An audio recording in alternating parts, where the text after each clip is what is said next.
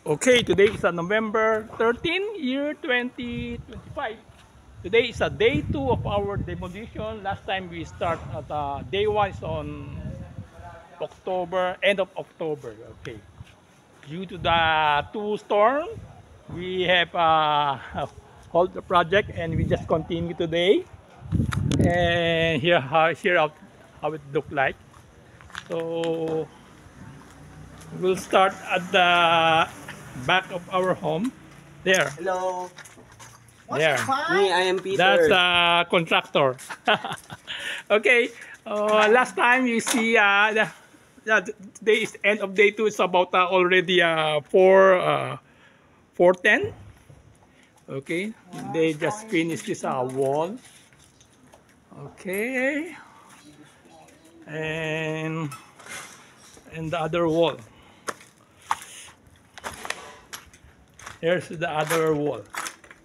Okay. Okay. Okay. On day 1, not much work because of due to the rains. Keep raining. Maybe we only work half a day. And there. Okay, we will start at the back, then going to the front. Okay. O, ayos nyo yung extension. Gamitin mo lang yung yung mga kailangan lang, yun ang ilabas.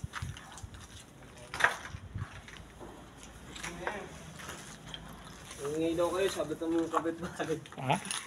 Ano yan? Resibo nyo ng scaffolding.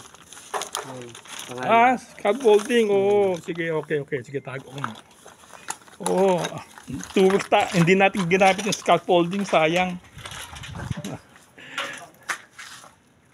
Okay, that's about it. Thank you.